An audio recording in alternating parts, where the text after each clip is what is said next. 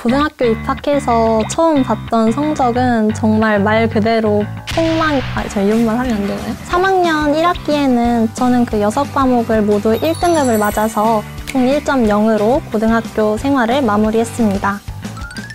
안녕하세요. 저는 성균관대학교 이사학번에 재학 중인 김시현입니다. 현재는 사회과학 계열 소속이지만 2학년 때는 아동청소년학과라는 과로 전공 진입을 할 예정입니다. 저는 제주에서 일반고를 졸업했고 학교장 추천, 즉 교과 전형으로 지금의 성균관대학교에 입학했습니다.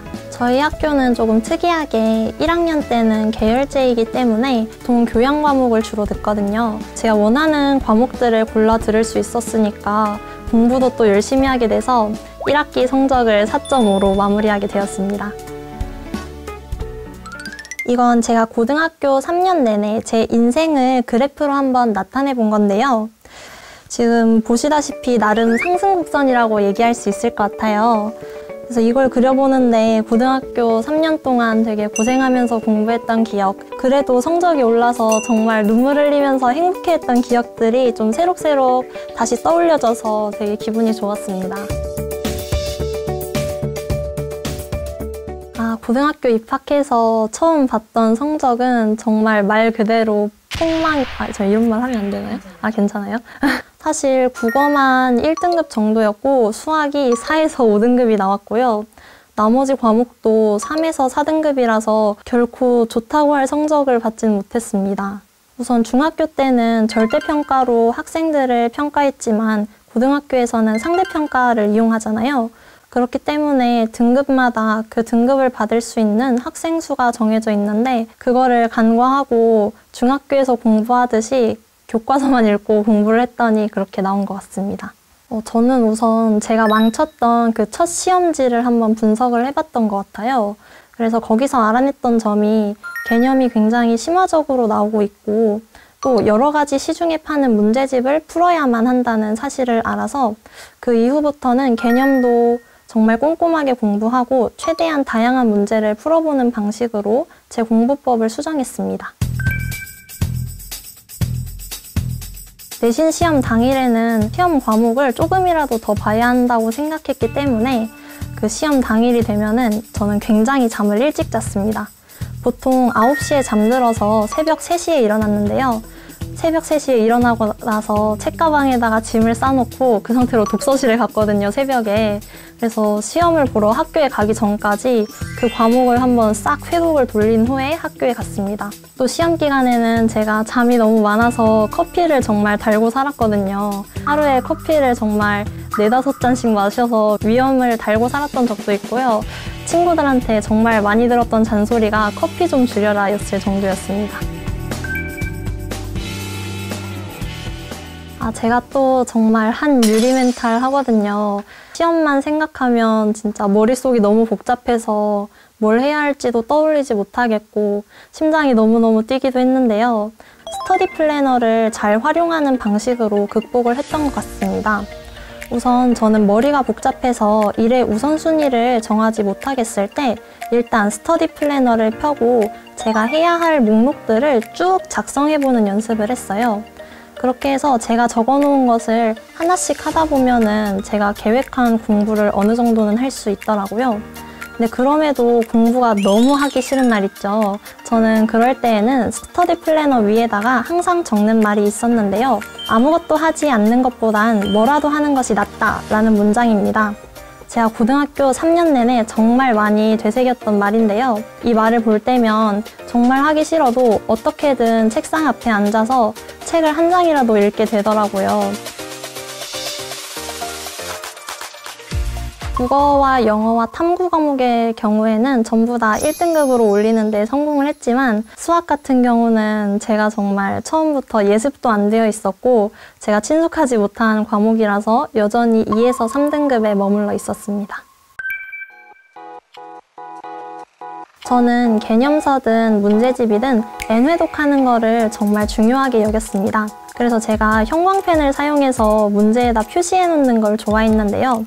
예를 들어 빨간색은 틀린 문제, 초록색은 맞았지만 헷갈린 문제, 파란색은 자신감을 가지고 잘 풀었던 문제로 분류를 했습니다. 그래서 모든 문제의 마지막 색깔이 파란색이 될 때까지 정말 반복해서 여러 번 문제를 풀어보았습니다. 탐구 과목의 경우에는 노트 필기를 했는데요.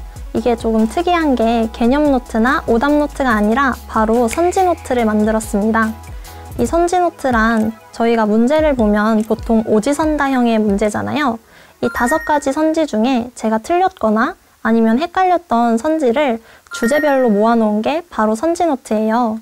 그래서 나중에 제가 칸트의 사형제도에 대해 헷갈린다 싶으면 그 페이지만 열어서 보면은 칸트의 사형제도에 대한 선지만 정리되어 있기 때문에 그 단원을 복습하는 데 정말 유용하게 사용했습니다. 원래는 아이돌을 좋아하지 않았는데 고등학교 2학년 때부터 갑자기 아이돌을 좋아하게 되었거든요. 공부를 해야 할 시간에 아이돌 직캠을 보고 있거나 아이돌이 나온 예능을 보고 있거나 했던 것 같아요. 저 세븐틴의 부승관 좋아했습니다. 그날 공부할 양을 정해놓고 수학을 10문제를 풀면은 부승관 직캠을 하나 보겠다라고 생각을 해서 10문제를 딱 풀고 직캠을 보기도 했고요. 네, 지금도 좋아합니다. 제 정말 험난했던 고등학교 수험생활 내내 빛이 돼준 승관씨.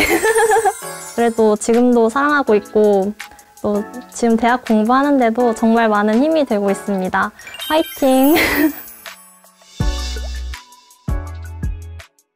3학년 1학기에는 총 6과목이 등급이 나오는 과목이었는데요. 저는 그 6과목을 모두 1등급을 맞아서 총 1.0으로 고등학교 생활을 마무리했습니다.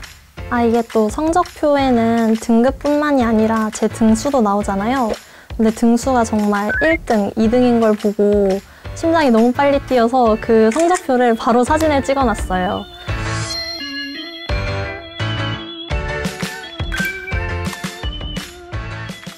저는 좀 확실함을 추구하는 성격이었기 때문에 면접을 봐야 하는 종합전형보다는 교과를 많이 썼던 것 같습니다.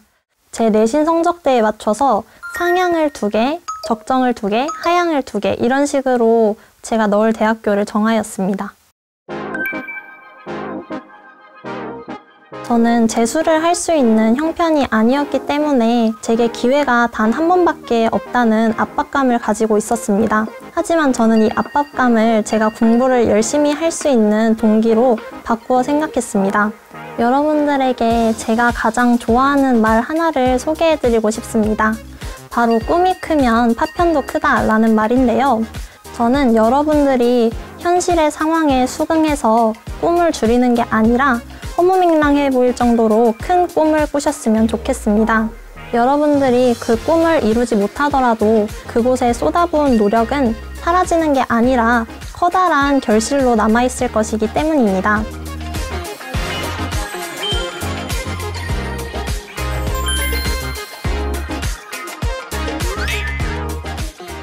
단추 서비스라고 해서 제가 고등학교 3년 내내 정말 잘 활용한 서비스가 있는데 이걸 많은 학생분들이 잘 모르시는 것 같아서 제가 한번 설명을 해드리려고 하거든요. 이 단추 서비스는 제가 고등학교 3년 내내 정말 애용했을 뿐만 아니라 과외 학생들에게 시험지를 만들어줄 때도 정말 많이 사용하고 있을 만큼 좋은 서비스라고 생각합니다. 그래서 여기가 단추 서비스인데 여기를 눌러보면 시험지 만드는 방법은 총 2가지가 있는데요. 첫 번째는 여기 있는 AI가 직접 저한테 문제를 추천해주는 방식이고 두 번째는 제가 직접 시험 문제들을 골라서 문제집을 구성하는 방법이 있어요. 그런데 저는 후자의 방식을 많이 사용했기 때문에 시험지를 제가 직접 만드는 모습을 한번 보여드리려고 합니다. 제가 많이 풀었었던 사회탐구 중에 생활과 윤리로 한번 만들어 볼까요? 제가 특히 어려워했던 롤스와 노직이 나오는 분배적 정의 문제를 한번 시험지로 만들어 보겠습니다. 제가 공부를 할 때 평가원의 출제 경향을 파악하는 걸 중요하게 여겼거든요. 그래서 저는 시험지를 만들 때 여기 기출 부분을 누르고 학력평가를 제외해서 모의평가와 수능을 주로 골라서 풀었어요. 그런 다음에 저는 총 4개년 기출을 푸는 걸 중시했기 때문에 2021년부터 지금까지로 한번 설정해서 문제를 검색해 보겠습니다. 저는 이걸 또 오답률 순으로 배치할 수 있거든요. 그래서 오답률 순으로 배치했더니 지금 오답률 보이시죠? 난이도가 어려운 순으로 문제를 배열해서 시험지를 만들었습니다. 이 시험지 만들기 버튼을 한번 눌러볼게요. 네, 바로 이런 식으로 지금 시험지가 만들어졌고요. 마찬가지로 응시하기 버튼을 누르면 아까처럼 이렇게 문제가 표시됩니다. 네, 그럼 오랜만에 제가 아까 방금 만든 생활과윤리 시험지를 한번 풀어보려고 하는데요. 그래서 1번 문제부터 한번 풀어보겠습니다.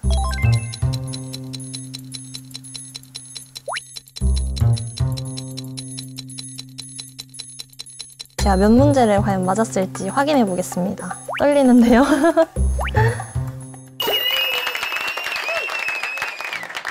문제를 틀리게 되면은 해설지와 해설 강의를 함께 제공을 하고 있거든요.